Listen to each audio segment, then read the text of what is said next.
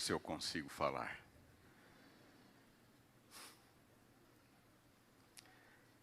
Peço desculpas a estes que estão deste lado. Vou ter que ficar a maior parte do tempo de costas para vocês. Aqui também. Mas, queridos formandos, a minha sincera gratidão pelo gentil convite para lhes dirigir a última mensagem, que como alunos desta casa de ensino vocês ouvirão. É um grande privilégio para mim. Estivemos juntos durante 4 anos. Pude acompanhar o crescimento de vocês. E aqui vocês estão para agradecer. Agradecer a Deus, agradecer aos familiares, aos amigos, por esta conquista que não é pequena. A minha gratidão também é grande. E eu peço licença neste momento aos colegas da Faculdade de Teologia, aos demais professores, para tornar esta uma mensagem pessoal. Tenho certeza que o que eu vou lhes falar nesta manhã representa o anelo, se não de todos, pelo menos da grande maioria dos professores. Mas se este é um momento importante para vocês, um momento sublime, também o é para mim.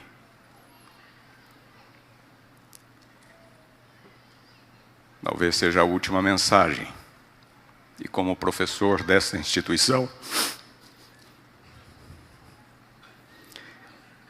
eu profiro. E ao pensar no que falar,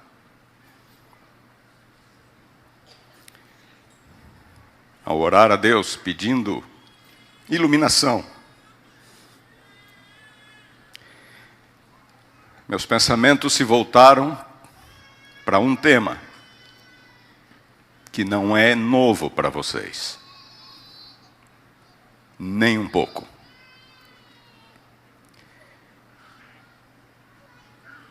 Mas decidi fazer deste tema a minha última mensagem.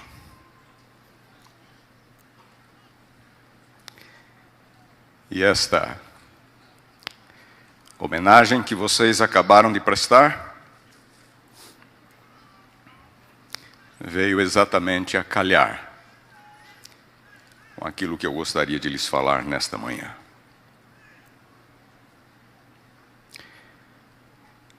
É aquilo que eu gostaria que vocês levassem para o resto da vida. Onde quer que estiverem. Não importa o que vocês façam.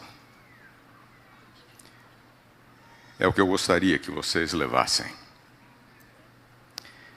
1 Coríntios capítulo 4, versículo 6.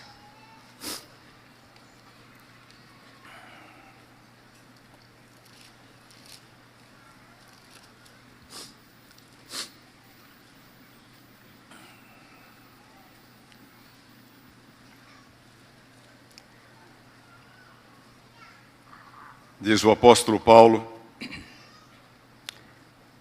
estas coisas, irmãos, apliquei-as figuradamente a mim mesmo e a Apolo. Apolo era um dos auxiliares de Paulo que trabalhava em Corinto. Por vossa causa, para que por nosso exemplo aprendais isto: não ultrapasseis o que está escrito, a fim de que ninguém se ensoberbeça a favor de um, em detrimento de outro. Não ultrapasseis o que está escrito. 2 Coríntios, capítulo 1, versículo 13.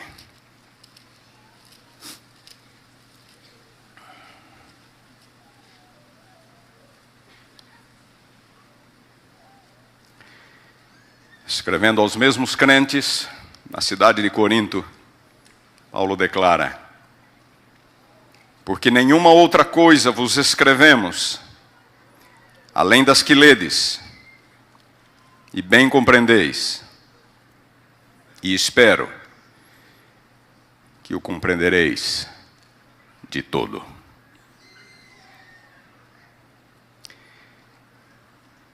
Nesses dois versículos temos duas preciosas exortações de Paulo. Não ir além do que está escrito, mas também não ficar aquém do que está escrito. Nem mais, nem menos. Nem mais, nem menos do que diz a palavra. Neste ano, 2017, a cristandade celebra os 500 anos da Reforma Protestante. Segundo os historiadores, foi exatamente no dia 31 de outubro de 1517 que Martinho Lutero fixou numa das portas laterais da igreja de Todos os Santos, a igreja do castelo, da cidade de Wittenberg, as suas 95 teses, dando início à obra da Reforma. Aquela porta do templo de Lutero não está mais lá, foi destruída num incêndio. Em seu lugar, hoje, existe uma porta de metal que traz exatamente as 95 teses gravadas. Há uma dúvida se Lutero pregou ou colou suas 95 teses. Mas isto não faz nenhuma diferença. 31 de outubro de 1517. Esta, porém, não foi a primeira experiência de Martinho Lutero com o Evangelho. Sua primeira experiência começou em 1510, alguns historiadores vão dizer 1511, numa viagem que este monge alemão, lá do norte da Saxônia, fez à cidade de Roma. E ali em Roma existe até os dias de hoje um santuário, ao lado da Basílica São João Laterano. É um santuário intitulado com o nome Scala Sancta, ou Escada Santa, em português. Dentro deste santuário existe uma escada de 28 degraus, que, segundo a tradição católica, um dia estivera na casa de Pilatos, o pretório, em Jerusalém, e o próprio Senhor Jesus teria subido por estas escadas, por esses degraus, por ocasião de seu julgamento por Pilatos. Trazido para Roma no quarto século pela mãe do imperador Constantino, Helena, e reconstruída neste local. Desde a antiguidade, ao longo de toda a Idade Média até hoje, fiéis católicos se enfileiram para subir de joelhos a esta escada. Em cada degrau eles param e oram o Pai Nosso. Segundo o ensino católico, quem subir esta escada e orar o Pai Nosso estará livre do purgatório. Lutero, 1510, como um bom católico, foi até ali. E enquanto subia de joelhos, orando e beijando cada degrau, de repente ele ouve na sua consciência uma voz como que de um trovão, nas suas próprias palavras, dizendo: o justo viverá pela fé. Romanos 1,17. Nas suas próprias palavras ele diz: embora eu fosse um monge santo e irrepreensível, minha consciência estava cheia de lutas, cheia de angústias. Eu não podia ouvir as palavras justiça de Deus. E ele continua dizendo que ele, na verdade, odiava o Deus a quem servia. Estava repleto de ira, de raiva. Porque esse Deus, não satisfeito em atormentar as suas miseráveis criaturas, já perdidas por causa do pecado original, com sua lei, com as misérias da vida, ele ainda aumentava o tormento por causa do Evangelho, porque Lutero entendia justiça de Deus como justiça punitiva. Então ele diz: mas quando pelo Espírito de Deus eu compreendi estas palavras, o justo viverá pela fé. Quando entendi que a justificação do pecador procede da pura misericórdia de Deus, por meio da fé, eu me senti reavivado, um novo homem, diz ele. E como que entrei pelas portas do paraíso de Deus. Ele se levantou do meio da escada, desceu silenciosamente e nunca mais voltou. Sua primeira experiência com o Evangelho.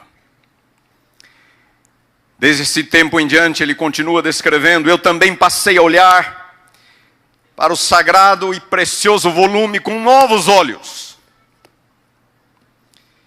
Eu fui através de toda a Bíblia, diz ele, e comecei a coletar um grande número de passagens que me ensinavam acerca do amor de Deus, da obra de Deus, aquele Deus a quem eu havia odiado com todo o meu ser, diz ele. E desse tempo em diante, eu passei a amar esta palavra. Passei a olhar para elas como as palavras mais doces e confortantes que existem. E ele repete para mim: estas palavras eram a entrada do paraíso. E então, 7 anos mais tarde, já com o Evangelho bem amadurecido em sua mente, ele fixou suas 95 teses, voltadas principalmente à questão da salvação, contra o ensino católico de pecado e salvação, contra as indulgências, contra o conceito do mérito, ideia de purgatório, e a pretensa autoridade do Papa para perdoar pecados. Sola gratia, pela graça somente, sola fide, pela fé somente, se tornaram lemas da reforma. Lutero definiu o conceito de justificação pela fé somente como o artigo sobre o qual a igreja permanece ou cai. Diz ele: salvação vem simplesmente e unicamente pela fé. E fé é a convicção de que os nossos pecados foram colocados sobre Jesus em sua crucificação.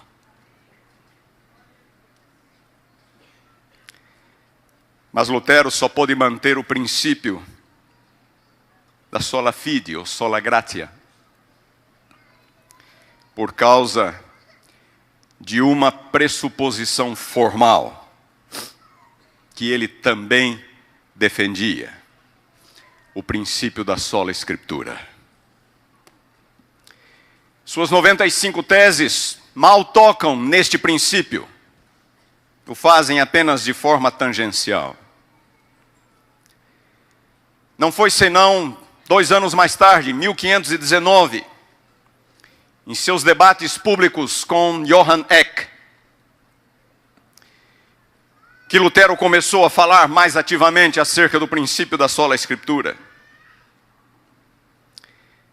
Eck perguntou a Lutero como ele podia compreender a Bíblia sem os papas, sem os concílios, sem as universidades, sem os escritos dos pais da igreja. Lutero respondeu: um simples leigo, armado com a Escritura, é mais forte que o mais poderoso Papa, ou concílio sem ela.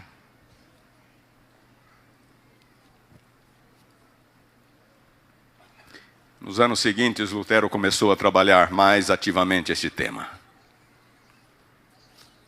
e a desenvolver este tema como uma resposta aos seus críticos. E muitos hoje, entre os quais eu me incluo, estão convencidos de que esta foi a maior contribuição de Lutero à cristandade. O princípio da sola Escritura envolve 2 pontos. Primeiro ponto: em assuntos de fé e prática, a autoridade deve repousar única e exclusivamente sobre a palavra de Deus. Não é sobre a tradição, não é sobre uma pessoa, não é sobre o magistério ou o ensino da igreja, mas é sobre este livro. Segundo ponto do princípio da sola Escritura: a Bíblia se interpreta a si mesma. Ela é suficiente em assuntos de fé e prática. E em consonância com esse princípio, Lutero fez algo mais. Lutero devolveu a Bíblia ao povo. Na época de Lutero, a única Bíblia disponível na Europa era a Vulgata latina, de Jerônimo, lá do final do 4º, início do 5º século. Só que o povo simples já não falava mais o latim, o povo simples não entendia o latim.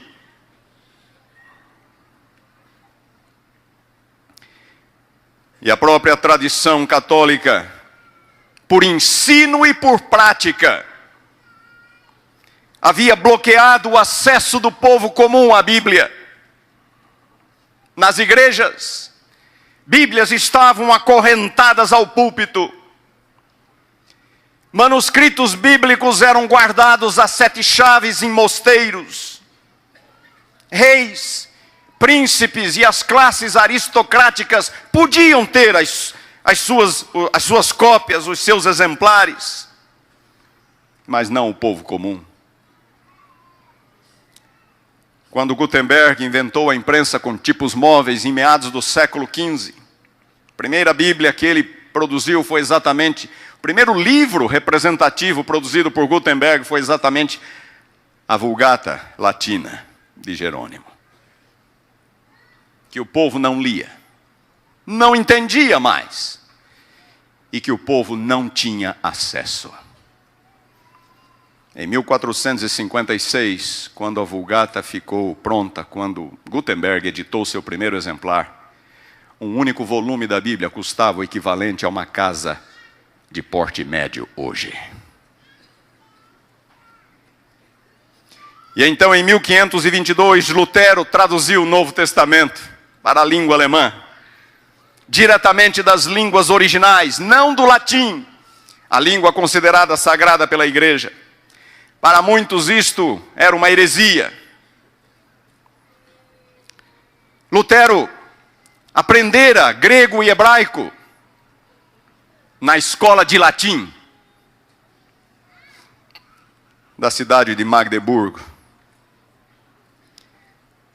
E para que pudesse traduzi-la, para que o povo pudesse entendê-la, diz-nos a história que ele ia às vilas, às cidades, nos mercados, nas feiras, nas ruas, falar com o povo, ouvir o povo, para que sua tradução estivesse o mais próximo possível da língua que eles falavam.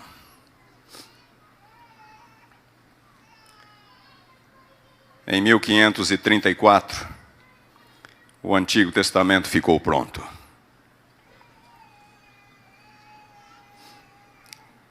E então, Lutero devolveu a Bíblia ao povo.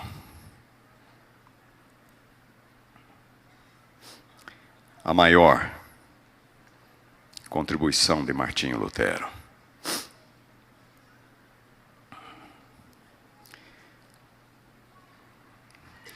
Qual é a relevância da reforma protestante para nós, adventistas do sétimo dia?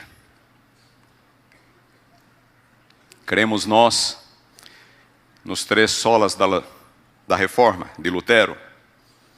Reflexões posteriores também incluíram solos Christus, por Cristo somente, que exalta a suficiência de Cristo e só lhe deu glória, glória somente a Deus, mas Lutero trabalhou com 3 princípios chaves: sola Escritura, sola gratia, sola fide. Identificamos-nos com tais princípios que formam o coração da reforma. Sim ou não? Embora haja muitos desinformados por aí que nos considerem uma seita, sim, nós nos identificamos com os solas da reforma. Em nossa definição oficial de fé, de crença, lá está: sola Escritura, sola gratia, sola fide.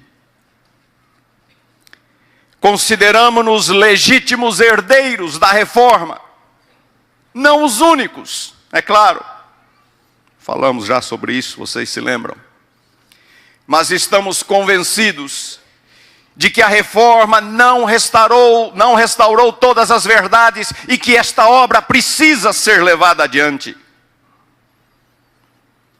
Sr. White, no livro Grande Conflito, página 148, declara: a reforma não terminou com Lutero, como muitos supõem. Continuará até o fim da história deste mundo. E nós reivindicamos um lugar nesta sucessão de esforços que visam a restaurar verdades negligenciadas, obscurecidas por séculos de erros, tradições humanas. Começando pela centralidade da palavra de Deus, da Escritura. É uma pena, porém, constatarmos que ainda existem pessoas confusas em nosso meio, achando que obediência à lei ainda é uma condição para a salvação, ou de que o nosso cânon não tem apenas 66 livros. A questão da salvação tem inúmeros desdobramentos e foge ao escopo da mensagem desta manhã. Quero me limitar ao princípio da sola Escritura. Estamos ou não estamos alinhados com a reforma em relação a este assunto, a questão da centralidade, da autoridade e da suficiência da Escritura?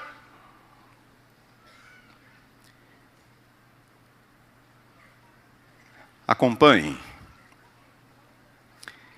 estes pensamentos a seguir. Falando sobre a época de Lutero, a Sr. White declara no livro Grande Conflito, página 79, que antes da reforma havia pouquíssimos exemplares da Bíblia disponíveis, como eu já lhes falei. A página 122, 123, ela fala da descoberta da Bíblia por Martinho Lutero na biblioteca da Universidade de Wittenberg. Ele nunca, era um monge, nunca havia pego um exemplar da Bíblia em suas mãos. E ele passou a gastar tempo com a Bíblia. Ele diz que ele comia rapidamente no refeitório para ir para a biblioteca estudar a Bíblia. Saía mais cedo do trabalho para ir para a biblioteca estudar a Bíblia. A página 193, a senhora White diz que de volta a Wartburg, Lutero completou a sua tradução do Novo Testamento e deu ao povo alemão a Escritura em sua própria língua. A página 230, ela diz: a reforma deu a Bíblia de volta ao povo cristão, ao povo de Deus. Uma Bíblia aberta, diz ela, que as pessoas simples podiam agora manusear, ler e entender. A página 238, ela fala dos valdenses que prepararam o caminho para a reforma, espalhando a Bíblia pela Europa. A página 245, ela diz: Lutero estava abrindo a Bíblia perante o povo, como outros, Wycliffe, na Inglaterra, Zwinglio, na Suíça. A página 388, ela diz: Roma privara o povo da Bíblia e coube a reforma devolvê-la. E finalmente, a página 595, ela diz o seguinte: Deus terá sobre a terra um povo que mantenha a Bíblia, e a Bíblia tão só, com a norma de todas as doutrinas e a base de todas as reformas. E ela continua dizendo: opiniões de homens, deduções da ciência, credos, decisões de concílios eclesiásticos, as igrejas, nada disto individualmente, nem tudo em conjunto, deveria considerar-se como prova em favor ou contra qualquer ponto em assunto religioso. E ela termina o parágrafo dizendo: antes de aceitar qualquer doutrina ou preceito, devemos pedir um claro assim diz o Senhor em seu apoio. Deus terá sobre a terra um povo que mantém a Bíblia e a Bíblia somente. Que povo é este? Que povo é este? Esta citação vem do capítulo 37 do livro O Grande Conflito. Este capítulo 37 é intitulado Nossa Única Salvaguarda. E ela inicia o capítulo dizendo: o povo de Deus é encaminhado às santas escrituras como a salvaguarda contra as influências dos falsos ensinadores e do poder ilusório do espírito das trevas. É assim que ela começa o capítulo, página 593. Em todo o parágrafo, ela fala de como Satanás emprega todo o artifício possível para impedir o ser humano de conhecer a Bíblia. Tempo,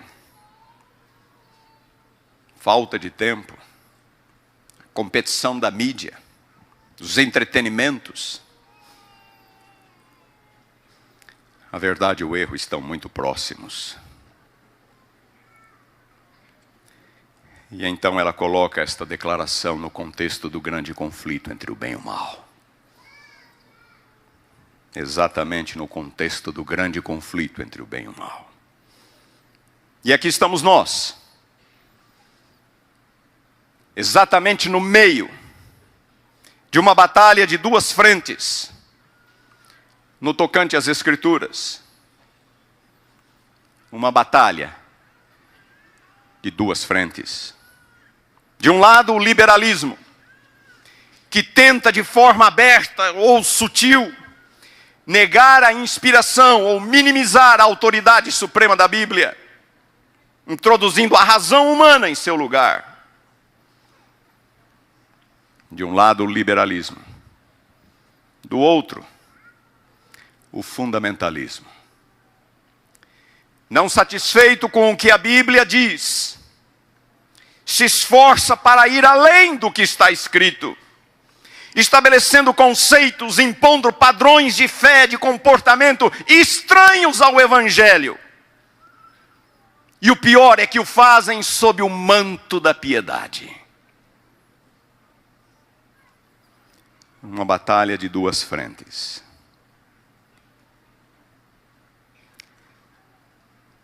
Correndo o risco de me perder aqui no tempo e nas ideias, eu quero falar sobre estas duas frentes. E eu vou começar pelo liberalismo. Mais do que nunca, o liberalismo tem batido a nossa porta. Em muitos lugares do mundo adventista, e eu nem estou falando do mundo de fora, estou falando do nosso.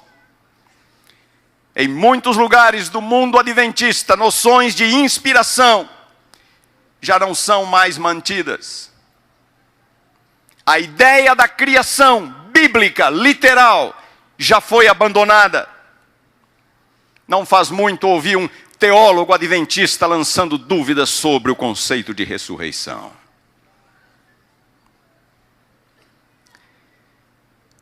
Mas sabem de uma coisa?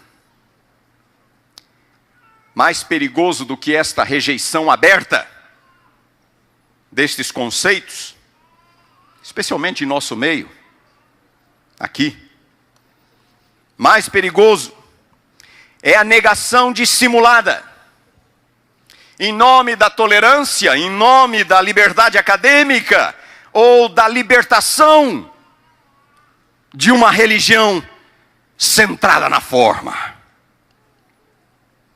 3 pontos: tolerância, liberdade acadêmica e uma religião formal.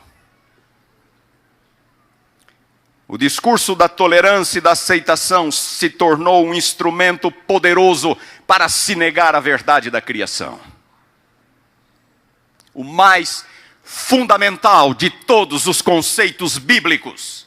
Não é à toa que a Bíblia começa: no princípio, criou Deus.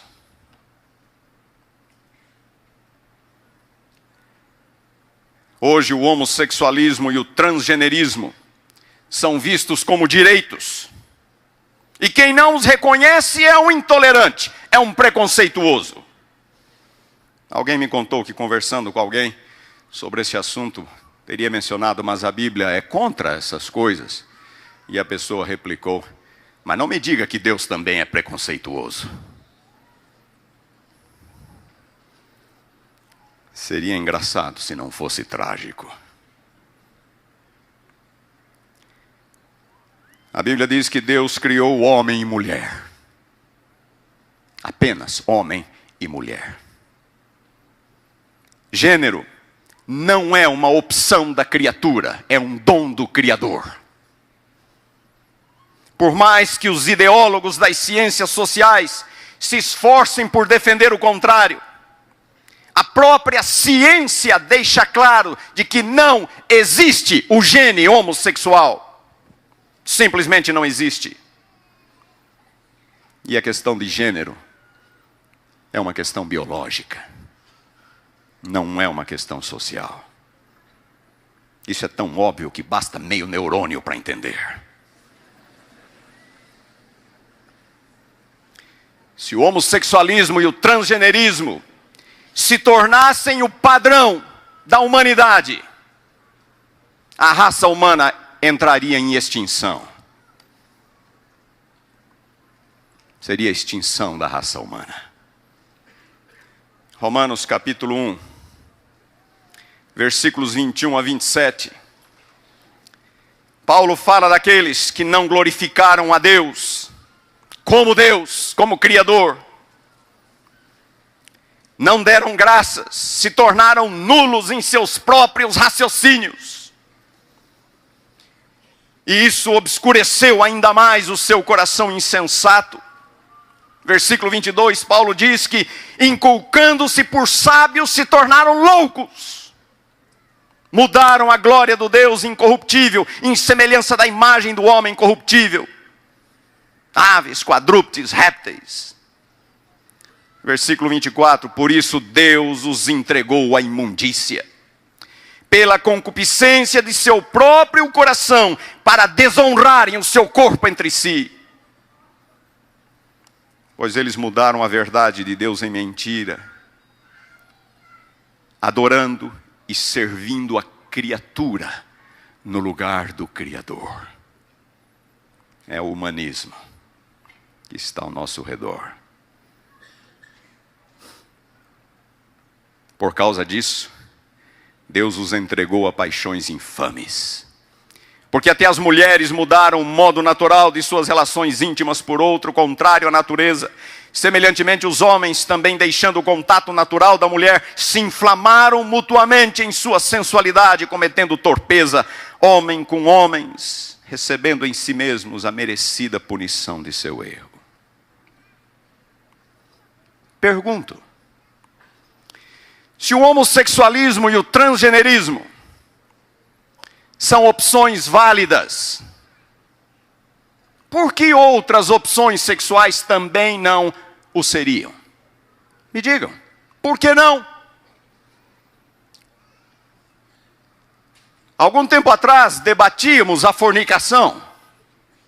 Ontem debatíamos o homossexualismo. Hoje estamos à volta com o transgenerismo. E amanhã? O que vamos debater amanhã? Adultério? Pedofilia? Zoofilia, sexo com animais? Necrofilia, sexo com cadáveres? Existem em alguns países nórdicos clubes de zoofilia.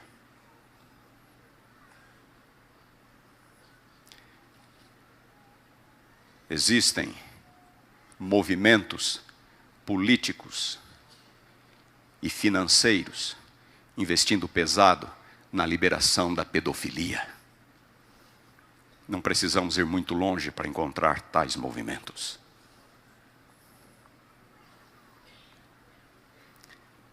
Não faz muito, uma jovem adventista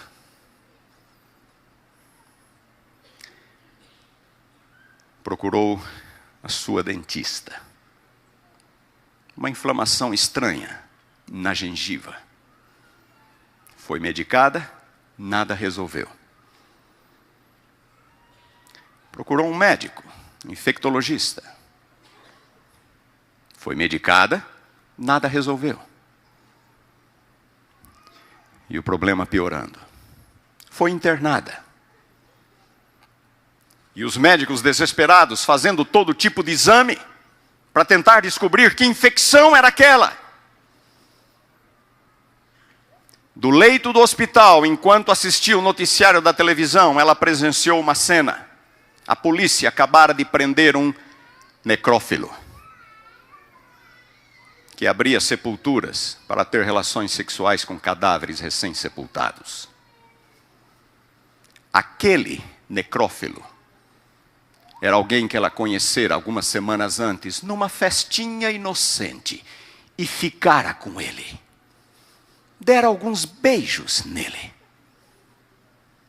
Ela estava infectada com um vírus de cadáveres. Queridos jovens, a palavra de Deus é uma proteção para nós, para você, para nós. As leis de Deus são uma proteção para nós.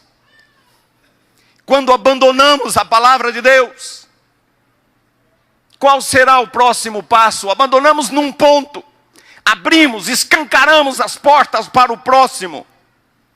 E o que é que vem a seguir? Vivemos momentos difíceis.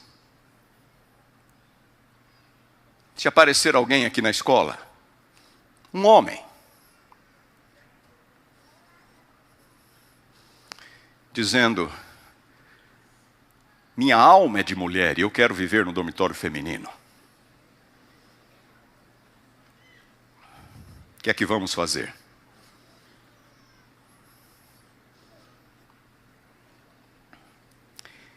O que mais me assusta não é a chance disso acontecer. Hoje em dia, vocês sabem, isso já se tornou comum.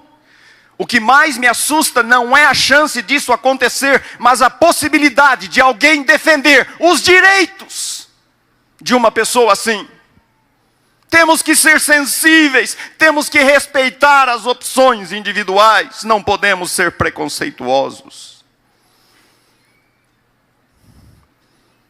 E o que fazer quando estas próximas opções sexuais começarem a vir à tona? Mas o que fazer com tais pessoas? Vamos rejeitá-las? Vamos chutá-las? Não. Não vamos. Já falamos sobre isso, o Evangelho é inclusivo, o Evangelho não exclui. Aos olhos de Deus, ninguém é privilegiado, ninguém é excluído. Mas o propósito final do Evangelho é a restauração do homem, a imagem do seu Criador, a imagem com a qual fomos criados. E aqueles que não desejam tal restauração para si mesmos, não entendem nem o que é pecado e muito menos o que é Evangelho. Também se defende em alguns centros acadêmicos conceitos contrários aos pressupostos bíblicos da criação e do pecado. Como eu disse, o humanismo está por aí, o conceito de que o ser humano é o centro de tudo, tudo deve ser pautado pelo ser humano, tudo gira em torno dele. E por conta do humanismo, aí estão o construtivismo, o aluno constrói o seu próprio conhecimento, construtivismo social, marxismo, se debate se é um tipo de humanismo ou não, não importa. São noções contrárias à palavra, que negam a realidade da criação, negam a realidade do pecado. Marxismo, então, uma forma de transformação da sociedade pela luta de classes, prega o ateísmo, o abandono do modelo familiar tradicional. Como podemos tolerar tais coisas? Mas é a liberdade acadêmica, onde fica? Onde fica? Não faz muito. Numa escola adventista não muito distante de nós, um aluno fez um TCC sobre uma obra literária que discute a relação promíscua entre uma negra e um branco. Como uma negra pode satisfazer sexualmente um branco? Numa escola adventista. É a liberdade acadêmica? Queridos, a liberdade acadêmica termina onde começa o nosso comprometimento com a palavra de Deus. Se o preço para sermos aceitos pelo mundo acadêmico for esse tipo de coisa, então temos que repensar por que estamos aqui, qual é a nossa verdadeira filosofia educacional. O que é integração entre fé e ensino? Já ouvi gente falando que integração, fé e ensino é Jesus caminhando com os discípulos pela estrada de Emaús. Jesus alcança, Jesus puxa o diálogo. Jesus começa a dizer alguma coisa de conforto. Jesus vai com eles até em casa. Jesus entra, Jesus come. Isso é uma bela ilustração do método pedagógico de Jesus. Me permitam dizer, isso não tem nada a ver com fé e ensino.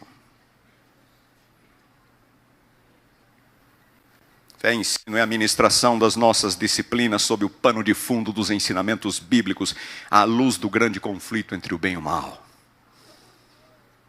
Arquitetura, falem do princípio divino da estética. Criação, Gênesis 1, tudo era muito bom, tudo era bom. Ciências sociais, falem da criação, falem da entrada do pecado, falem da restauração. Darwinismo social, a sobrevivência do mais forte aplicada às questões sociológicas e antropológicas. Sociedades mais fortes dominando as mais fracas, física, intelectualmente, economicamente. As mais fracas entrando em processo de extinção. Claro que somos contra isto, somos contra a ideia da supremacia racial, somos contra o conceito da limpeza étnica, da eugenia, da melhora da genética, melhoria da genética, muito bem exemplificada no nazismo. Mas quando o preconceito racial é visto puramente como uma questão sociológica ou antropológica, em vez de ser colocado no contexto do grande conflito entre o bem e o mal, então temos um problema. Temos um problema. Não contribui para a correta erradicação ou a restauração dos ideais divinos para com o ser humano. Porque muitos de nossos alunos detestam as classes de religião, quando as classes de religião deveriam ser a cereja do bolo. Deveriam ser a cereja do bolo. É um elemento intruso. Por que eu tenho que estudar religião? A libertação da forma. E eu vou mexer, já que eu comecei, eu vou continuar a mexer em vespeiros.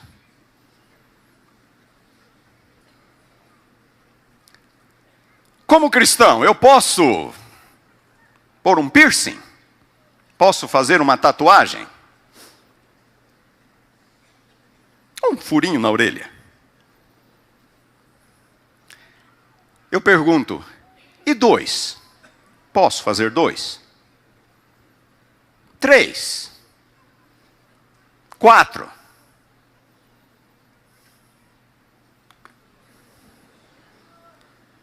Posso fazer isso como um cristão? É o meu corpo, é a minha opção. Posso fazer isso?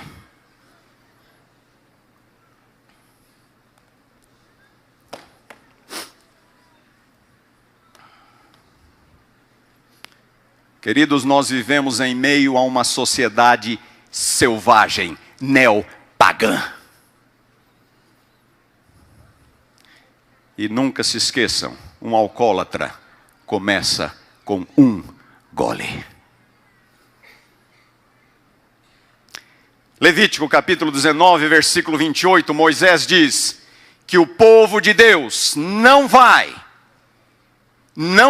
perfurar ou marcar o seu corpo.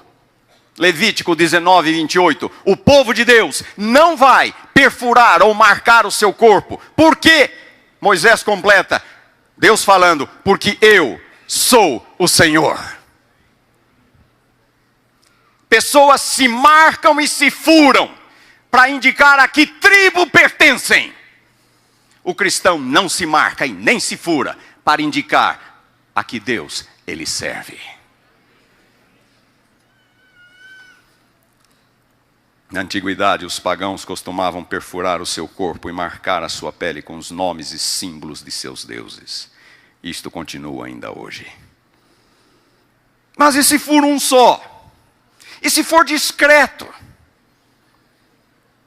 Se pode 1, pode 2, pode 3, pode 4. E qual é o limite? É isso? Quando abandonamos o princípio de que fomos criados à imagem e à semelhança de Deus, e para a sua honra e para a sua glória, esse é o resultado. Qualquer coisa vale. É o homem se tornando caricatura de si mesmo. Os gregos, em sua observação do mundo, eles viam beleza, sem o auxílio da revelação. Eles viam beleza, viam ordem, viam estética no mundo. Os gregos rejeitavam a circuncisão porque consideravam uma agressão a uma forma perfeita. A uma forma perfeita. E não tinham a revelação.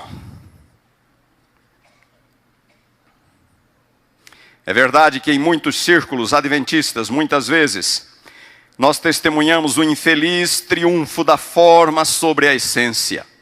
Para muitos, religião parece se limitar a não usar brincos, não usar joias, não usar tatuagens, não usar esse tipo de roupa, não comer isso, não comer aquilo. E qual é a solução contra esses legalistas inveterados? Qual é a solução?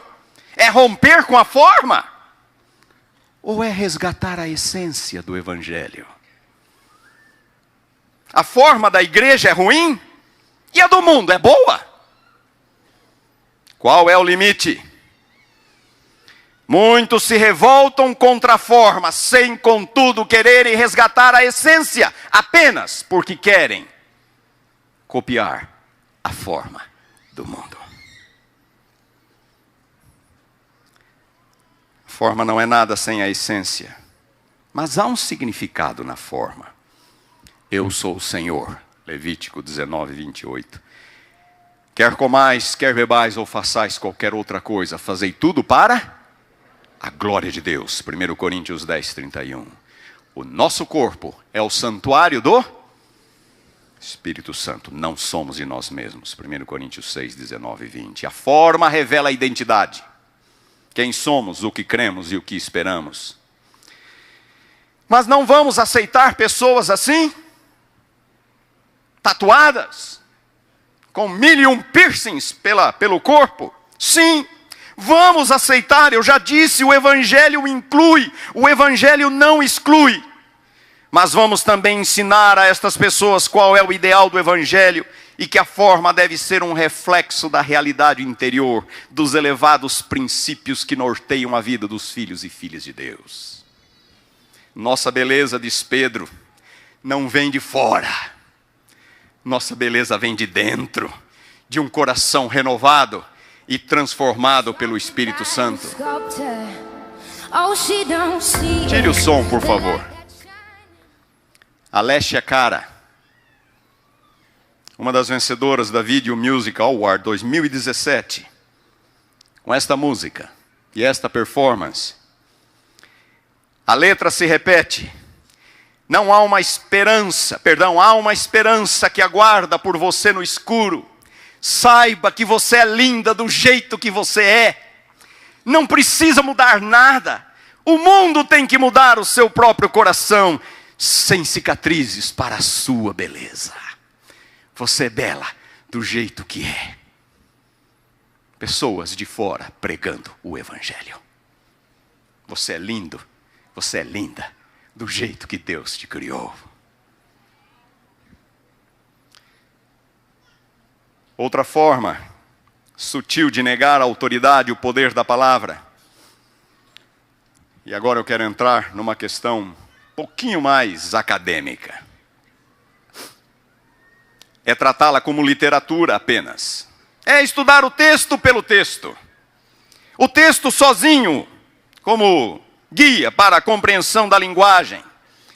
ênfases limitadas à estética e outras características literárias do texto. Sim, há muitos simbolismos, rimas, paralelismos, repetições, metáforas, paradoxos, ironias. Tudo isso encontramos na Bíblia. Mas nada disto é um fim em si mesmo. Nada disto tem valor real se a beleza, a harmonia e o poder da mensagem não forem apresentados.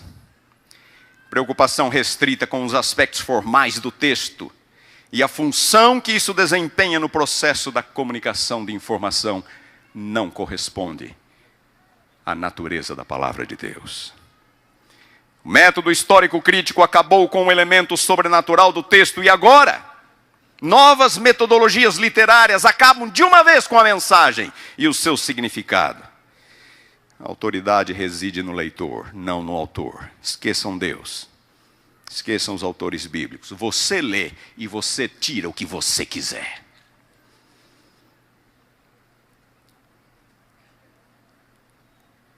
Do outro lado do espectro está o fundamentalismo. Meu tempo já acabou.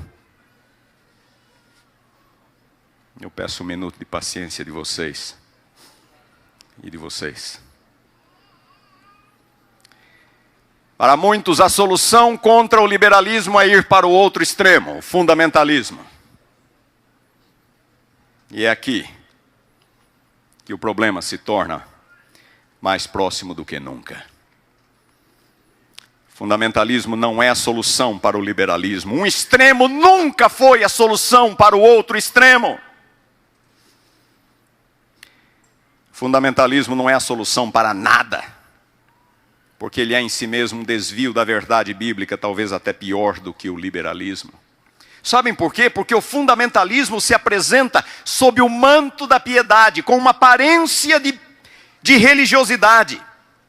Uma pessoa fundamentalista tem interesse pelas coisas de Deus, tem um senso de religiosidade, ela tem preocupação para com a santidade da igreja, a volta de Jesus. O problema é que o fundamentalismo se coloca como modelo para os outros, e por isso acaba se tornando ainda mais insidioso e danoso que o liberalismo. Eu quero deixar bem claro que não há nenhuma virtude no liberalismo. Mas o meu ponto é que o fundamentalismo é pior. Por causa da influência que ele exerce e da facilidade com que ele desvia pessoas que têm uma inclinação natural à religiosidade. Basta citar um exemplo. Nos dias de Jesus havia liberais e conservadores na sociedade de Israel. Saduceus de um lado, fariseus de outro. Qual grupo Jesus mais criticou? Foram os fariseus, os fundamentalistas. Não que havia virtudes em ser saduceu, em ser liberal, mas é que o fariseu se colocava diante do povo como modelo do verdadeiro judeu, modelo do verdadeiro cristão. É assim que você tem que ser, se você quiser ser um bom cristão. O povo olhava para o ideal religioso dos fariseus e se sentia atraído. E é por conta disso que Jesus bateu muito mais nos fariseus do que nos saduceus. O que é o fundamentalismo? Existem dois níveis. O nível teológico, o fundamentalismo se caracteriza por uma leitura cega da Bíblia, uma crença de que cada palavra da Bíblia é inspirada, de que a inspiração é verbal, de que a Bíblia é absolutamente inerrante nas vírgulas que ela tem. Os fundamentalistas adotam a chamada leitura simples da Bíblia, plain reading em inglês. Eles rejeitam técnicas avançadas de exegese, de interpretação, rejeitam disciplinas auxiliares como arqueologia, história do texto, o estudo das línguas. Eles dizem, não, a Bíblia é simples. Basta com que o coração seja regenerado e a influência do Espírito é suficiente.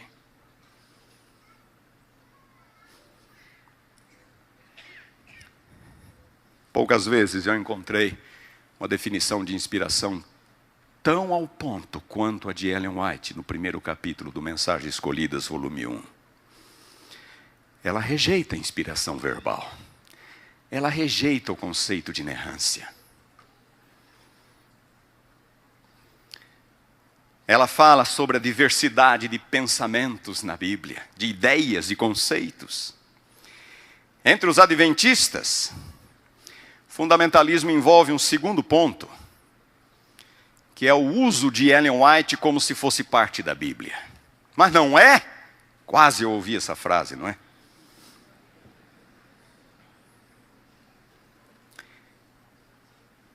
Fundamentalismo. Há uma ênfase na obediência, na vitória completa sobre o pecado, impecabilidade, o perfeccionismo como condição para a salvação.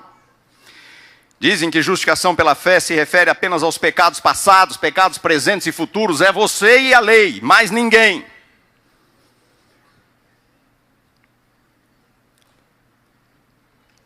Eles enfatizam mais a forma do que a essência. Ser adventista é não comer isso, não comer aquilo, é não vestir isso, não vestir aquilo, não usar isso, não usar aquilo. É a religião do não. É a religião em que a geladeira, o guarda-roupa e o espelho são mais importantes do que o coração. Não que a geladeira, o guarda-roupa e o espelho não sejam importantes. Creio que já deixei isso bem claro. Mas é que para tais pessoas, religião se resume a isso. Muitos são crentes sinceros, querem fazer o seu melhor, mas estão confusos, não sabem o que é graça, não sabem o que é fé. e não se sentem salvos enquanto não alcançarem a perfeição. Vivem uma religião farisaica, legalística, atormentadas pelo sentimento de culpa e pecado. Não têm a certeza da salvação e nem acham que podemos tê-la. Carregam um fardo, exatamente o fardo que Jesus carregou na cruz. Um filósofo grego, que eu não me lembro quem agora, estou me lembrando disso neste momento, ele conta uma alegoria de um homem carregando um saco pesado nos ombros. E então alguém passa por ele e oferece o seu segundo cavalo para ele seguir adiante. E ele sobe o cavalo e continua com o saco pesado nos ombros. Eu tenho em casa, queria ter trazido, eu me esqueci de trazer, ficou em cima da escrivaninha, um manuscrito concluído em 1993 por um ex-professor de teologia de São Paulo. Ele me procurara antes de começar a pesquisar o livro, dizendo: eu não creio que o ser humano, o crente, possa ter certeza da salvação. Não acredito nisso. Mas você tem pregado muito sobre esse assunto. Eu falei: pastor, pesquise, vá para a Bíblia, vá para o espírito de profecia. E ele aceitou o desafio. 3 anos depois, ele me procurou com um manuscrito. Está em casa, ficou sobre a minha escrivaninha. No manuscrito ele coloca uma carta, datada de 1993. Queria ter lido, queria ler essa carta para vocês. Ficou em casa. Na carta ele narra a sua jornada. Sempre preguei que o crente não pode ter a certeza da salvação. Então fui desafiado a pesquisar o assunto. E ao longo da minha pesquisa eu descobri exatamente o contrário. Que a certeza da salvação é um elemento fundamental, é um ingrediente fundamental do Evangelho. Coisa extraordinária, não? Perfeccionista a vida inteira. Já há anos depois de aposentado, ele descobre a beleza do Evangelho. E então, no último parágrafo da carta, ele diz assim: mas eu creio que a igreja não está pronta para ouvir essa mensagem. Que tragédia! Que tragédia! Mas os perfeccionistas se consideram os únicos corretos, o verdadeiro remanescente. Criticam os que não vivem como eles. E sabem, esse é um interessante, eu acho isso muito interessante. Querem ser perfeitos e são os primeiros a violar o Evangelho, criticando.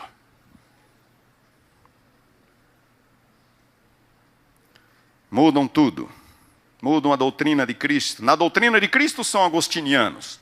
Cristo nasceu pecaminoso. Quando falam do pecado em si, são pelagianos. Pecado é responsabilidade sua. Não é interessante? Como pode alguém ser agostiniano e pelagiano ao mesmo tempo? A doutrina da salvação defende justificação pela fé como Paulo. Mas quando falam em santificação, tomam o partido dos judaizantes. Como pode? E essa praga se alastra como incêndio em relva seca. Parece imparável. O apelo é forte. Jesus disse que voltaria em breve. 2000 anos já se passaram. Por que ainda não voltou? Há algo de errado com a igreja. Vamos corrigir a igreja.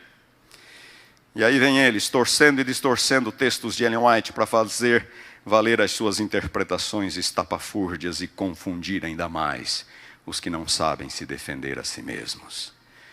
Quando mostramos que o texto não está dizendo isto, eles pulam para o outro.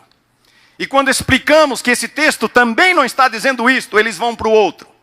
Até formar o ciclo e voltarem no primeiro texto. Não admitem, não reconhecem, não mudam. Uma lástima. Trabalham sorrateiramente, distribuindo literatura clandestina. Aliciam os irmãos, fazem reuniões de casa em casa, geram discórdias, dilaceram igrejas. Mas há também o fundamentalismo teológico. Nós já estávamos livres desse problema desde meados da década de 70, nos nossos círculos acadêmicos, particularmente o NASP São Paulo, o antigo IAE. mas estamos de novo às voltas com ele. E a questão toda é Ellen White. Ellen White. Como é que eu vou harmonizar o princípio da sola escritura com Ellen White? O desejo de proteger os testemunhos inspirados de Ellen White das pressões liberais é necessário. Precisamos fazê-lo. É bem-vindo. Mas não do jeito como fazem. Somos gratos a Deus pelo ministério extraordinário da irmã White. Como ela guiou a igreja, como ela tem guiado e ajudado a igreja a enfrentar as crises. E eu vou mais longe, já disse isso para vocês. Estamos precisando de um novo profeta. Estamos precisando de um novo profeta. Estamos diante de crises que não existiam no tempo da senhora White. Estamos precisando de um novo profeta. Mas Ellen White jamais advogou autoridade canônica ou infalibilidade, conquanto seja digna de todo respeito, admiração, gratidão a Deus pelo seu ministério profético. Ellen White não é parte da Bíblia, ainda que algum possa se surpreender se eu disser isto. E aí vem os oportunistas de plantão dizendo que falar isso é atribuir a Ellen White uma autoridade meramente pastoral. É hora de terminar. Mas eu quero ler algumas citações de Ellen White antes. Mensagens Escolhidas, volume 1, página 416. A Bíblia e a Bíblia tão só deve ser o nosso credo.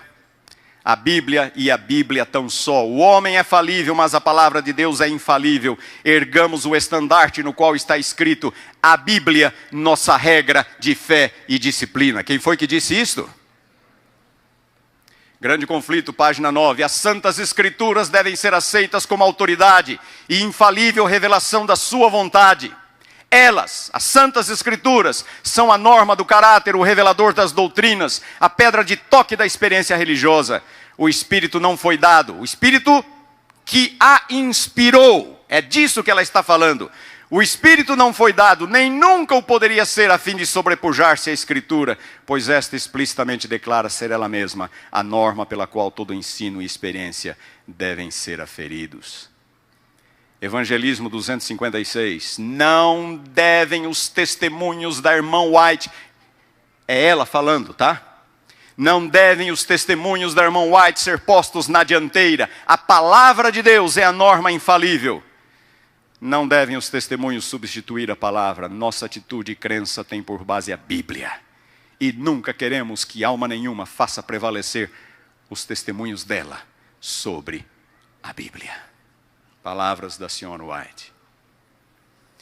Quando justificando seu ministério, ela diz: vocês não estão familiarizados com as Escrituras? Se estivessem, não teria havido necessidade do meu ministério profético. Durante toda a sua vida, Ellen White levou os crentes de volta à palavra. De volta à palavra. Uma luz menor para conduzir homens e mulheres a uma luz maior.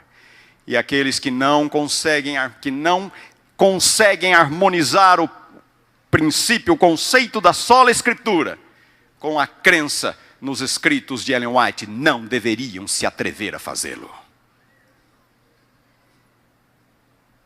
Como eu disse, é hora de parar. Eu tinha muito que dizer.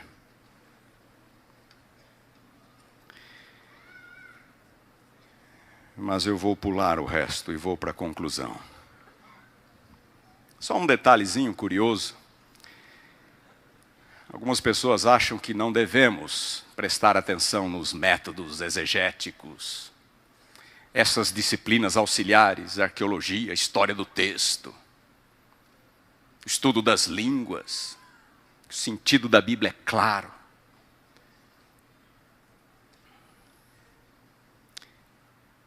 Essas coisas estão sendo ditas por aí.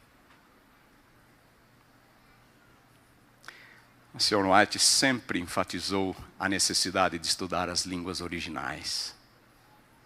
A senhora White fala do estudo do contexto literário, do contexto social, das circunstâncias. A senhora White fala da história da transmissão do texto, coisa que jamais imaginaríamos que a senhora White, lá no final do século XIX, o fizesse. Ela fala da história, ela fala dos manuscritos, dos erros que se introduziram nos manuscritos. E para quem acha que não devemos ler mais nada, vocês se lembram? Não leiam nada, tudo é lixo, é só a Bíblia e o espírito de profecia. Para esses, eu cito a carta 189 da senhora White, do ano de 1900, quando ela estava exilada na Austrália. Conhecemos a história. Ela escreve para Hiram Edson, em Battle Creek. E ela diz assim: talvez eu nunca volte para a América. Por favor, dê um jeito de me enviar os meus livros. E ela diz: me mande, especialmente o comentário bíblico de Albert Barnes. Eu quero os meus melhores livros comigo aqui. Se não fossem técnicas de interpretação corretas, jamais saberíamos que eterno e para sempre não significam um inferno queimando indefinidamente. Não saberíamos que vinho não se refere só à bebida forte. Não saberíamos que lei, em Paulo, sempre se refere à lei moral, os 10 mandamentos. Não saberíamos que perfeição não significa impecabilidade.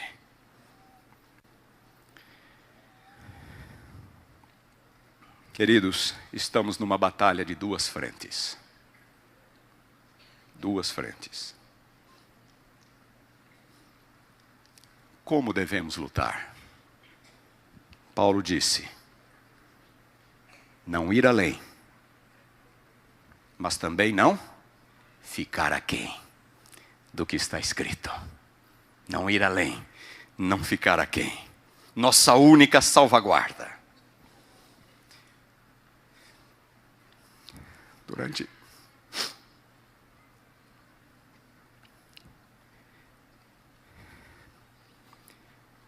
Durante todos esses anos, eu procurei exaltar esse livro com vocês. E eu não preciso lembrá-los disso.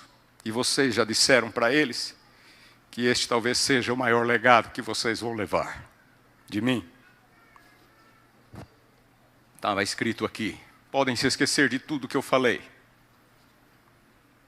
Mas se vocês continuarem olhando para este livro como uma fonte inesgotável de tesouros, cavarem com oração, com dedicação, tirando mensagens, e vocês sabem como que dá para tirar coisa daqui sem ser fantasioso, sem vir com ideias malucas, apenas permitindo com que o texto fale. Este será minha maior recompensa. Fidelidade à palavra. Por mais de 40 anos, Pastor Domingos, Pastor Martin, Pastor Martini, Pastor Reinaldo, por mais de 40 anos, passada aquela época, por mais de 40 anos, a faculdade de teologia teve na Bíblia a sua centralidade. E eu tenho certeza que o meu desejo e dos colegas é de que isto continue. A Bíblia. Deus terá um povo que mantém a Bíblia, e a Bíblia tão só.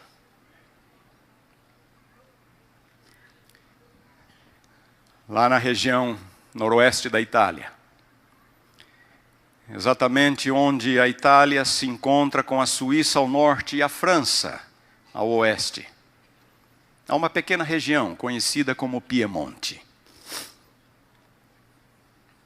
Ali, numa região linda,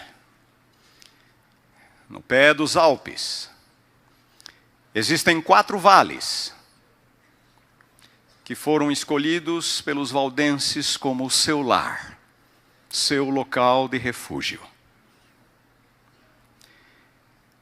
num desses vales, na parte mais alta, mais distante, mais inacessível, eles tinham a sua escola de teologia, o Colégio dei Barba. Barba era como eles chamavam os seus pastores e missionários. E ali, neste velho, rústico edifício, Colégio dei Barba, entre os séculos 14 e 16, os valdenses preparavam seus missionários, geralmente no período de inverno, após um período de 3, 4 anos de estudos, para saírem e evangelizar o mundo. Ainda hoje o visitante, ao entrar naquela sala escura, ele pode ver a Bíblia aberta sobre uma mesa de pedra. Um testemunho do comprometimento, do amor, da fé de um povo que talvez sofreu mais do que qualquer outro pela sua fé no Evangelho e na Palavra de Deus. Estas gravuras foram feitas 15 anos depois das perseguições impostas pelo governo de Savoia aos valdenses.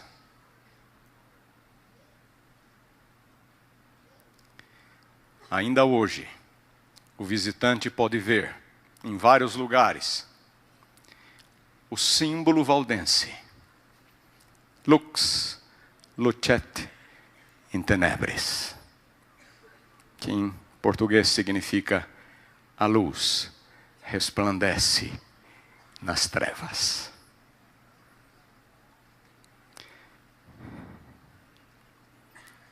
Esta é a luz que resplandece nas trevas, seja do liberalismo, seja do perfeccionismo, do fundamentalismo. Jamais deixem o brilho dessa luz se extinguir na sua vida, onde quer que você esteja. É a minha oração por vocês, hoje e sempre. Amém.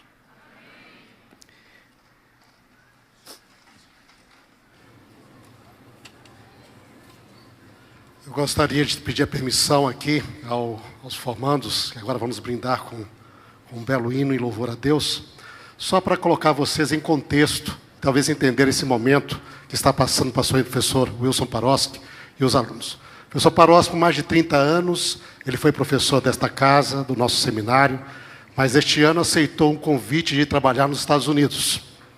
Ele estará indo agora no início de janeiro para trabalhar na nossa universidade do Southern Adventist University, no estado de Tennessee, nos Estados Unidos. Por isso ele diz que este seria o seu último, provavelmente, sua última mensagem como professor desta instituição. Nós reconhecemos o seu ministério, somos gratos a Deus, os alunos tiveram um momento especial com ele esta semana, mas queremos louvar a Deus pela sua vida e seu ministério. E certamente, com a certeza de que Deus vai acompanhar a ele e sua família nessa nova fase do seu ministério de serviço à igreja, sobretudo também o serviço a Deus. Okay? Que Deus o abençoe e continue realmente seguindo e utilizando o professor Paroski.